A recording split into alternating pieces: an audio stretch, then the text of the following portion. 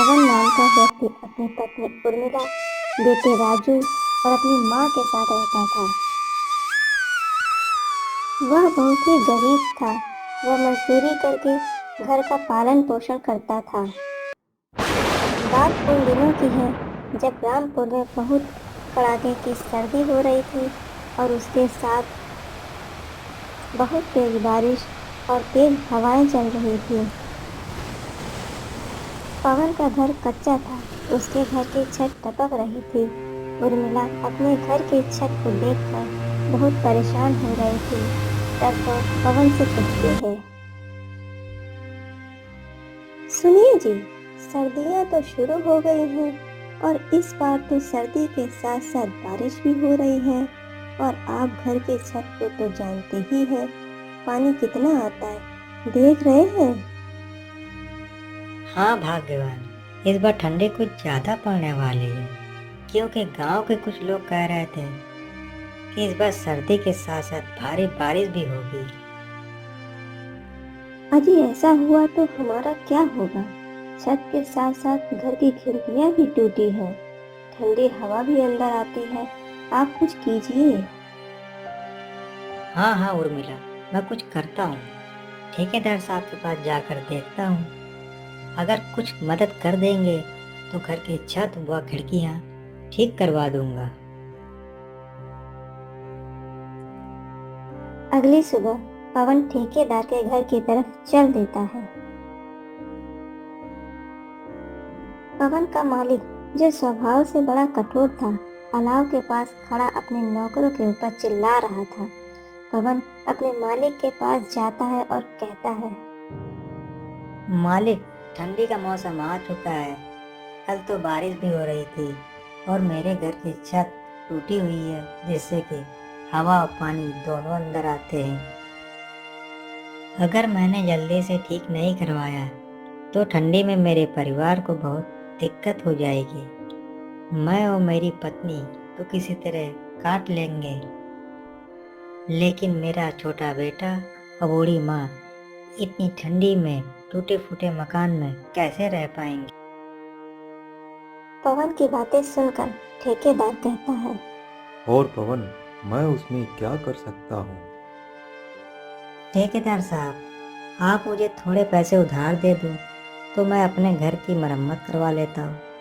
मैं दिन रात मजदूरी करके आपका कर्ज चुका दूंगा। अरे तूने अभी इतना भी काम नहीं किया है कि मैं तुझे कर्ज दे सकूं। वैसे भी मेरे पास अभी पैसे हैं नहीं। सारा धंधा मेरा चौपट हो रहा है। और सुन मेरी बात, कल से काम पर मत आना। मुझे तेरे जैसे लेबर की ज़रूरत नहीं है। अरे ठेकेदार साहब, मैं तो आपके पास मदद के लिए आया था, लेकिन आपने तो मुझसे मेरा काम ही छीन लिया। ऐसा मत करो ठेकेदार साहब, ऐसा मत करो।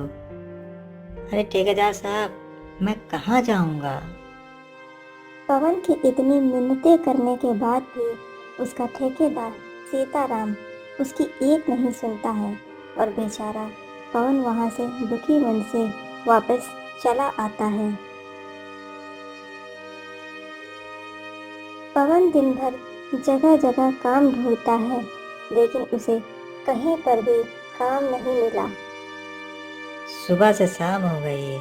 मैं उर्मिला से कह के आया था कि छत का इंतजाम कर दूंगा, मगर यहाँ तो नौकरी भी चली गई है।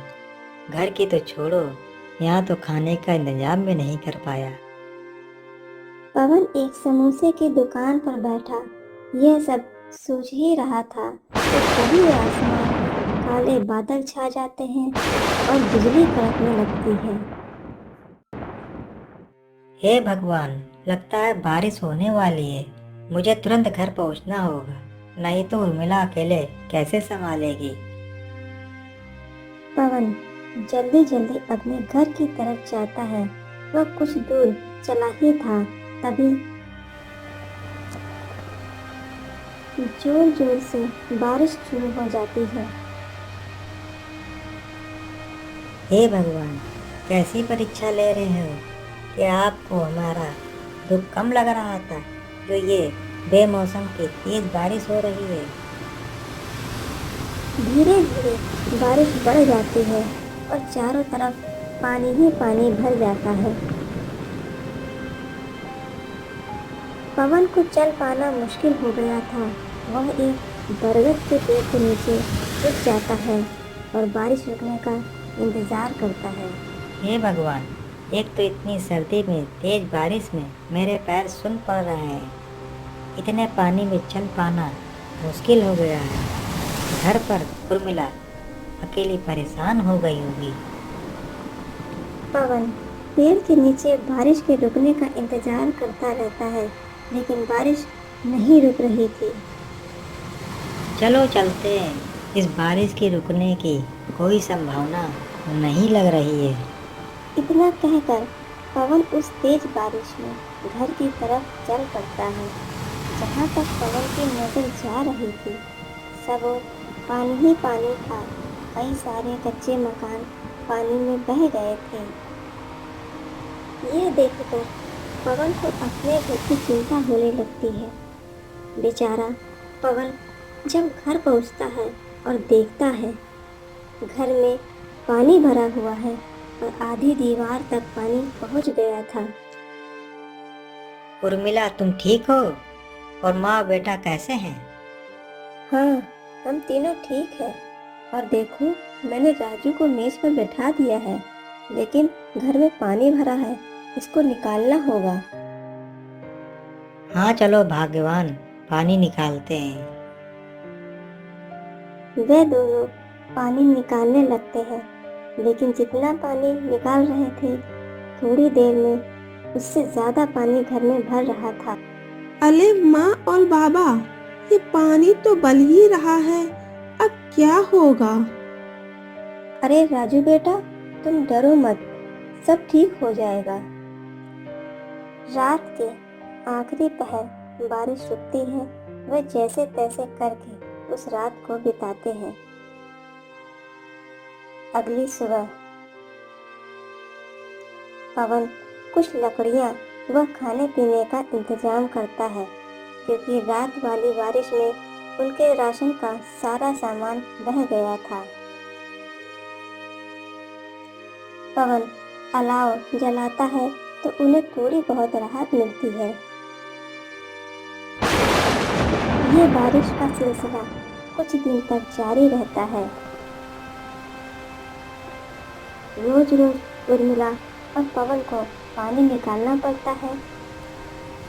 एक दिन वो सब घर के बाहर खड़े थे। अजी, ऐसे कब तक चलेगा? ये हर रोज बारिश का पानी भरने से घर पूरा खोखला हो गया है। अब कर भी क्या सकते हैं भाग्यवान, कोई रास्ता भी नहीं है। वे दोनों आपस में बातें कर ही रहे थे, तभी अचानक से जोर का तूफान आता है और बारिश शुरू हो जाती है। देखते ही देखते पवन का सारा घर बारिश में पूरी तरह गिर गया। हे भगवान, ये क्या हो गया है? हमारी उम्मीद भी खत्म हो गई है। अब हमारा घर भी ढह गया है। अब हम क्या करेंगे? अजय, शुक्र मनाओ, घर ही टूटा है, हम सब बाहर हैं। अगर अंदर होते तो सोचो क्या होता।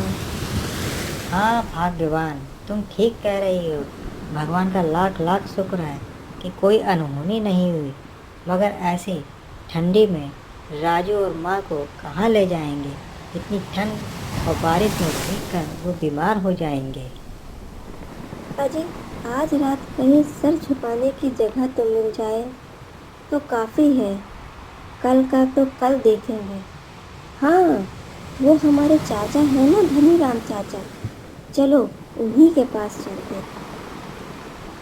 हाँ, तुम सही कह रही हो भाग्यवान, धनी राम चाचा हमारी मदद जरूर करेंगे। वे दोनों अपने बेटे को लेकर धनी राम के घर जाते हैं।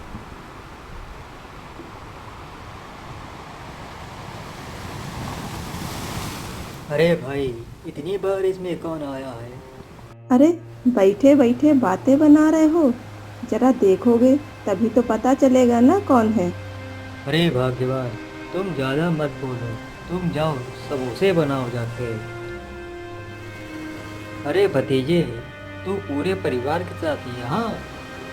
सब ठीक है ना? सब ठीक नहीं है चाचा। तेज बारिश की वजह से हमारा घर ढह गया है। हम सड़क पर आ गए हैं। मैं बीवी बच्चों को लेकर कहाँ जाता, इसलिए यहाँ पर आ गया। आज की रात क्या चाचा, हम रुक सकते हैं यहाँ पर? एक भतीजे पवन, रिश्तेदारी अपनी जगह है। मैं तुझे रख भी लूँ मगर तेरी चाची कभी नहीं मानेगी। माफ़ करना पवन, मैं नहीं रख सकता हूँ। तू जा कहीं और देख लेना। आप कैसी बात कर रहे हो चाचा? मैं भी आपके बुरे वक्त में काम आया हूँ और आज मुझ पर मुसीबत आई है तो आप मना कर रहे हो? ऐसा मत करो चाचा। एक ही रात की तो बात है। मेरा बेटा बीमार हो गया है, इसलिए मैं कह रहा हूँ। सब समझता हूँ पवन, पर मैं नहीं रख सकता हूँ। तू और कहीं देख ले जाके। पवन कुछ और बोल पाता, उससे पहले ही धनीराम ने उसके मुंह का दरवाज़ा बंद कर दिया। ये लो जी, समोसे खाओ। और दरवाजे पर कौन था? अरे भगवान, पवन और उसका पूरा परिवार आया था।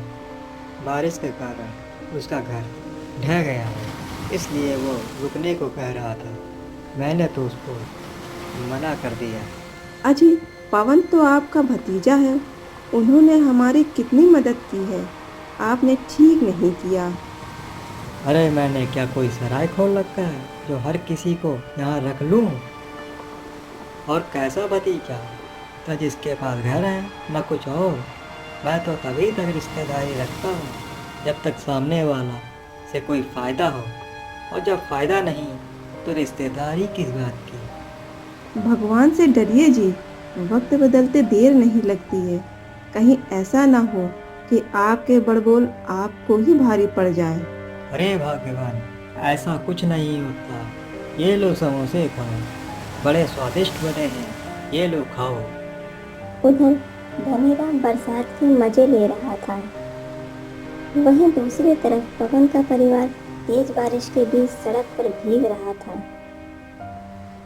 अजी, आप तो मेरे चाचा कहकर जान लुटाते थे ना, और उन्होंने तो हमें एक रात भी नहीं रुकने दिया। अरे भगवान, वही तो बात है ना। बुरे वक्त में पता चलता है कौन अपना है कौन पराया। लेकिन चाचा से मुझे ये उम्मीद नहीं थी भाग्यवान। माँ, मुझे बहुत ठंड लग रही है। उर्मिला राजू का माथा छूकर देखती है तो वो चिल्ला पड़ता है, जी देखो ना, राजू को बहुत तेज बुखार हो गया है। ये ठंड से कांप रहा है। अब हम क्या करें? जी आप कुछ कीजिए ना। चलो सरपंच जी के घर चल के देखते हैं। वही एक हैं जो हमारी मदद कर सकते हैं। हाँ जी, जल्दी चलो। वह चारों जैसे तैसे सरपंच के घर पहुंचते हैं। हाँ भाई पवन, क्या हुआ? कैसे आना हुआ? इतनी रात को काहे दरवाजा खटखटावत हो? सरपंच जी, बारिश में हमारा घर ढह गया है। मेरी मदद कर दो। आज की रात आप अपने घर में हमें ठहरने दो। क्यों भाई, मैंने कोई तेरा ठेका ले रखा है? पता नहीं कहाँ कहाँ से आ जाते हैं। सरपंच जी, आप तो गांव के करता धरता हो। अगर मदद आप नहीं करोगे तो और कौन करेगा सरपंच जी? अरे सरपंच हूँ तो क्या हुआ? मेरा घर कोई धर्मशाला है? नहीं, अब तू यहाँ से चुपचाप चला जा, नहीं तो धक्के मार के निकलवाऊंगा नौकरों से। सरपंच ने उनकी एक भी नहीं सुनी और उन्हें धक्के मारकर घर से बाहर निकलवा दिया। रात को कभी रिश्तेदार का तो कभी पड़ोसी का घर के दरवाज़ा खटखटाते रहे, पर किसी ने भी उनकी मदद नहीं की। थक हार के वे बेचारे एक पेड़ के नीचे बैठ जाते हैं। आप दिखा दिया है, कोई किसी का नहीं होता है भाग्यवान। आप हिम्मत न हारिए जी, ऊपर वाला सब देख रहा है। वह हमारी ज़रूर मदद करेगा। एक दिन हमारे भी दिन आएंगे। और जिन्होंने आज हमें आंखें दिखाई है ना, भगवान एक दिन उनका भी सर जरूर झुकाएगा। वे रात भर बारिश में भीगते रहे और अपनी किस्मत को कोसते रहे। अरे भाग्यवान, तुम यहीं पेड़ के नीचे राजू और माँ के साथ रहना। मैं कुछ खाने पीने का इंतजाम करके आता हूँ। अच्छा जी, जल्दी आना। शाम होने के पहले पवन अलाव जलाने के लिए लकड़ी और खाने पीने का सामान और राजू के दवाई का इंतजाम करके आ जाता है। तब बारिश भी नहीं हो रही थी। वे लोग आराम से उस पेड़ के नीचे रहने लगे। एक सुबह पवन का चाचा धनीराम वहां से गुजरता है। अरे भतीजे पवन, तेरे इतने बुरे दिन आ गए हैं जो इतनी ठंडी में एक पेड़ के नीचे रहना पड़ रहा है। मुझे देखकर बहुत दुख हो रहा है। बस चाचा, वक्त वक्त की बात है। आज तुम्हारा समय है तो आप हमारे ऊपर हंस लो। कभी ऊपर वाला चाहेगा तो हमारा भी समय बदलेगा। अरे जमीन पे आ गए हो, फिर भी इतना घमंड, ऐसा क्या हाथ लग गया है? तुम ऐसा ही खुश रहो। धनीराम उसका मजाक बनाकर चला जाता है, जिससे पवन और उर्मिला की आंखों में आंसू आ जाते हैं। अरे भाग्यवान, तुम इसकी बात को दिल पे मत लेना। चलो ठीक है, तुम खुद का और राजू और माँ का ख्याल रखना। मैं कोई काम देखकर आता हूँ। पवन काम की तलाश में वहां से चल पड़ता है और वह गांव में बहुत जगह काम के बारे में पता करता है, मगर उसे कोई काम नहीं मिला। उर्मिला और माँ मेरा घर पे इंतजार कर रहे होंगे। मुझे जल्दी से घर चलना चाहिए। जैसे ही पवन वापस लौट रहा था, वह देखता है कि गांव के पास लोगों की भीड़ लगी है। अरे भाई, क्या बात है? यहाँ लोग क्यों इकट्ठा हो रहे हैं? अरे वो भाई काशीपुर वाले अमीर सेठ नहीं है, दयाराम। वो गरीबों में कंबल और खाना बांट रहे हैं। जाओ तुम भी ले लो जाके। ये सुनकर पवन खुश हो जाता है। वह जल्दी से लाइन में खड़ा हो जाता है और सेठ दयाराम से खाने का पैकेट और कपड़े ले लेता है। भगवान आपका भला करे सेठ जी, आपने गरीब की मदद की है। उस दिन पवन की खुशी का ठिकाना नहीं था। वह कंबल ओढ़ता है तो उसे ठंड में राहत मिल जाती है। वह भगवान का धन्यवाद करते हुए अपने परिवार के तरफ चल पड़ता है। अजी आ गए आप? ये नया कंबल कहाँ से मिला? अरे भाग्यवान, वो काशीपुर वाले अमीर सेठ दयाराम है ना, वो गांव में कुछ जरूरतमंदों को कंबल और खाने का सामान बांट रहे थे। मैंने वहां से ले लिया है। हाँ हाँ बाबूजी, आपने सही किया। अब ठंड नहीं लगेगी। जी राजू बिल्कुल सही कह रहा है। आपको इस कंबल से ठंड में कुछ राहत मिलेगी। पवन और उर्मिला आपस में ये बातें कर ही रहे थे, तभी उनके पास साधु आता है। अरे बेटा, मैंने 2 दिन से कुछ नहीं खाया है। क्या कुछ खाने को मिलेगा? हाँ हाँ, क्यों नहीं बाबा, आओ बैठो। पवन को जो सेठ से थोड़ा बहुत खाना मिला था, वह अपने परिवार की परवाह किए बिना उस साधु को दे देता है। अरे बेटा, बहुत बहुत शुक्रिया जो तुमने इस सर्दी में इस साधु को खाना दे दिया। अरे वरना आजकल ऐसा कोई नहीं करता। लेकिन बेटा, मुझे ये बताओ, तुम सभी लोग इतनी ठंडी में यहाँ सड़क के किनारे क्या कर रहे हो? पवन उस साधु को अपने साथ जो हुआ सारी बातें बताता है। अरे बेटा, तुम्हारे साथ तो बहुत बुरा हुआ। माफ करना जो मैंने तुम्हारा सारा खाना भी खा लिया।